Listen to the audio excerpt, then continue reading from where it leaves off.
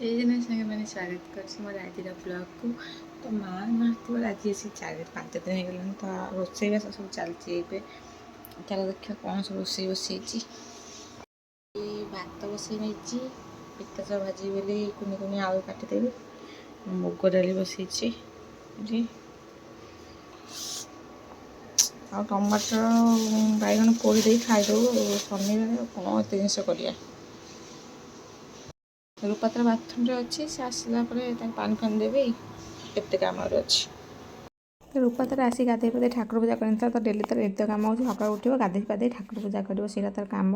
आज जो शनिवार था तो एक्सट्रा मंदिर जाइए तो मंदिर जाइए माँ को वीडियो बन के आना किसी तो दी जन कले सांग वीडियो बन सुविधा तो एकुटा जेहतु पूजा कर मंदिर बुल एत सारा वीडियो बनैनी बहुत ही हल्का फुल्का लाइव वीडियो बनई फ्रंट रू स्टार्ट रू और माँ को वीडियो बनई भाविले आपको देखे नेबी आम खियापिया कर दुकान बाहर जाइलु गरम गरम बुझे कौन बोलतु ऊपर भरला नहीं बोलूला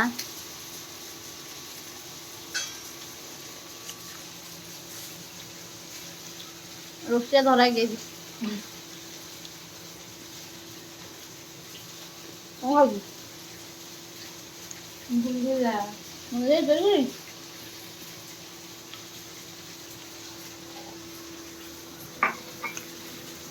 तो खियापा सारी आम बाधी दुकान को गला बाटर तो आमर यहाँ अपन जानते आतुरा बारगुड़े तो बहुत सारा कोड़ी चाष हुए तो बाटर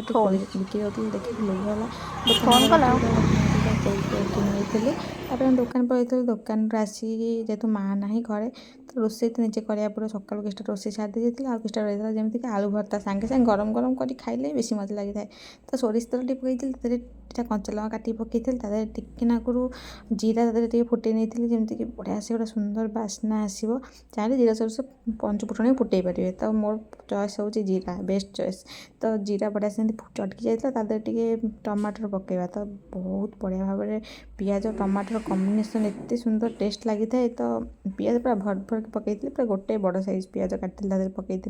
तो पियाज देख पाते केते सारा पियाज पूरा सब जगह पियाज मुझे काटे छोट छोट पीस करी आप चॉइस अनुसार पियाज पकई पियाज अधिक खाया पसंद करती तो टिकी पकड़े पार्टी पूरा सब पूरा फिल होता एमती नॉर्मल पसंद तो बड़ बड़ साइज पकईदे से बाछी हो जाए जोटा कि पार्टी फिल भी हो न था गोटे गोटे बाहर था मझे मझे तो बेसी भल लग न था तो देखिए तो बढ़िया से कुनि कुनि पियाज को काटी नहीं बढ़िया से पियाज को जरिया कि समय छाड़ी देती जमी पियाज टे हल्का हल्का जरी जाता मुझे पकई टमाटर भी देखते बहुत छोट छोट साइज कर काटी जमीक आलू बढ़िया से मैच हो प्रत्येक जगह फिल हो तो टमाटर को बढ़िया से टिक टिक काटी पूरा गोटे टमाटर तो बड़ साइज टे तो से साइज टमाटर पूरा बढ़िया से छोट छोट कर काटी नहीं भी मुझे बढ़िया से भाजी नहीं जमीक बढ़िया से सहित मिसीज मिल पूरा तो तेल बढ़िया मत सब पर झाँड़ी आरंभ कर तो जमीक सीजा सीजा टाइप हो जाता तो हल्का फुल्का लुण भी पकई जमी सीझीज भल से भाजी भी हो एपट साइड आम सब भजाभुजी कराया भितर बैगन टे बनई रूपार तो शनिवार जेहतु टे बैगन पोड़ा ना न हुए तो सी बैगन आड़ू टे पड़ता तो बैगन पोड़ नहीं आउ बढ़िया से देख पाते से आम टमाटर पूरा बढ़िया से सीझा टाइप होगला एवं आम आलू आड करना आम जो आलू सीझा थी चकटिक रखिदे आदि आड करना जोटा कि बढ़िया से मैक्स हो जहाँ भी लुण पकड़ा दरकार टेस्ट अनुसार आम से अनुसार लुण आदि आड करना तो देखिए आलू के बढ़िया से रखी अलरेडी लुण भरिया पकईकिनी लुण दरकार पकई रखी चकटिकिनी तो आदि मिक्स करना भल से आड करना फास्ट आलू को सब जगह पानी जमा भी आड करवानी पूरा बढ़िया से सुखा सुखा भर्ता कर पानी पकईद मैंने कथा शेष तो बढ़िया से देख पाते पूरा बढ़िया से मिक्स करनी भर्ता देख पाते कि देखा जिते समय को गरम ये बसईब से बढ़िया से पूरा कलर आसो से टेस्ट भी लगी था पोड़पोड़िया भी होता है भर्ताटा पूरा तो आमर बैगन भी पड़ी आसला भर्ता भी होगला तो चलतु खाइबा रूपा खाइबा कते नहीं आसला रसुण मुद्रा पोड़ देती कंचा लंका देती आउ बैगन पोड़ी फाइनाल नहीं आसी मुझे धनिया पत्र देती धनिया पत्र पकई चकटा ना धनिया पत्र बिना चटना कौन तो जेहेतु शीत दिन तो सीजन जिनस तो मिल जाऊँ तो कहीं न पकेबा ତାପରେ ମୁଁ ଆଳୁ ଭର୍ତ୍ତା ଆଣି ରୂପାରେ ଥୋଇ ତ ଦେଖ ତ ଗରମ ଗରମ ଆଳୁ ଭର୍ତ୍ତା କେମିତି ଦେଖା ହେଉଛି, ପୁରା ଥାଳେ ଆଳୁ ଭର୍ତ୍ତା ହେଇଥିଲା 2 ଜଣ ଖାଇବା ପାଇଁ ସଫିସିଏଣ୍ଟ ହେଇଥିଲା। ଭାଇ ତାର 11ଟା ବେଳକୁ ଖାଇ ନେଇଥିଲା ଆଜି। ଆମେ ଖାଇବା କରିକି ସକାଳୁ ଯେଉଁ ପଳେଇଥିଲୁ ସେଇ ଖାଇବାକୁ ସେ ଖାଇ ନେଇଥିଲା। ଆଳୁ ଭର୍ତ୍ତା ତା ପାଇଁ ଆକ୍ଚୁଆଲି ହେଇପାରିନଥିଲା, କାରଣ ସେ ଜାଣି ହିଁ ନାହିଁ ଆଳୁ ସିଝାଇ ଥୁଆ ହେଇଛି ପ୍ରେସରରେ, ଆଉ ସିଏ ତାର ଡାଲି ଭାତ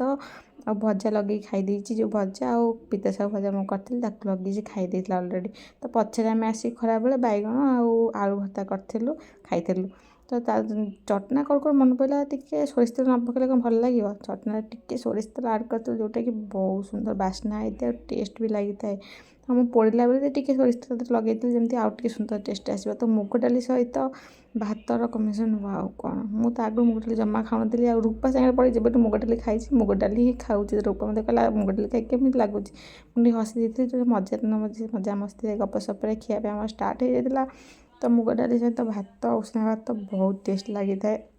ଆଉ ଆପଣମାନଙ୍କୁ ଯଦି ମୁଗ ଡାଲି ପସନ୍ଦ ନୁହଁ ତ ଟ୍ରାଏ ନିଶ୍ଚୟ କରନ୍ତୁ, ବଢ଼ିଆ ସେ ଛୁଙ୍କ ଦେଲେ ହିଁ ତା'ର ଟେଷ୍ଟ ବେଶୀ ଭଲ ଲାଗିଥାଏ। ତ ପିତା ଶାଗ ଭାଜି ନେଇଥିଲି ସକାଳୁ, ଯେଉଁଟାକି ବହୁତ ଟେଷ୍ଟ ହେଇଥିଲା। ଆଉ ଆମର ଏଇଟା ହେଉଛି ଆଳୁ ଭର୍ତ୍ତା, ସେପଟେ ଭାଜିଥିଲି ବିନ୍ସ ଆଳୁ ଆଉ ବାଇଗଣ ଭଜା। ତ ପୁରା ଖାଇବାକୁ ଆମେ ବଢ଼ିଆ ସେ ଏନ୍ଜୟ କରିଥିଲୁ। ଆଉ ଆପଣମାନଙ୍କୁ ଏଇ ଓଡ଼ିଆ ଘର ଖାଇବା କେତେ ଭଲ ଲାଗେ କମେଣ୍ଟ କରି ନିଶ୍ଚୟ କହିବେ। ଆପଣ ନନଭେଜ୍ ନା ଭେଜିଟେରିଆନ୍? ଯଦି ଭେଜିଟେରିଆନ୍ ତ ଆପଣଙ୍କୁ କେଉଁ ଟାଇପ୍ର ଖାଇବା ଭଲ ଲାଗେ? ମୋତେ ତ ଏସବୁ ସାଧା ସାଧା ଖାଇବା ବେଶୀ ପସନ୍ଦ ତେଲ ମସଲା ଠାରୁ। ତ ମୁଁ ତ ବହୁତ ଖୁସିରେ ଖାଇଥିଲି, ଆଉ ରୂପା ବି ଆମେ ବହୁତ ବଢ଼ିଆ ଖାଇଥିଲୁ। ମାଆ ଯେହେତୁ ଘରେ ନାହିଁ ନିଜେ ରାନ୍ଧିକି ଖାଇବାର ମଜା ହିଁ ଅଲଗା, ଆଉ ସଜା ବି ଗୋଟେ ଟାଇପ୍ର, କାରଣ କାମ ସାରିବ ଆଜି ସବୁ କାମ କରିବ। ତ ରହିଲି, ଆପଣଙ୍କୁ କେମିତି ଲାଗିଲା କମେଣ୍ଟ କରି ନିଶ୍ଚୟ କହିବେ।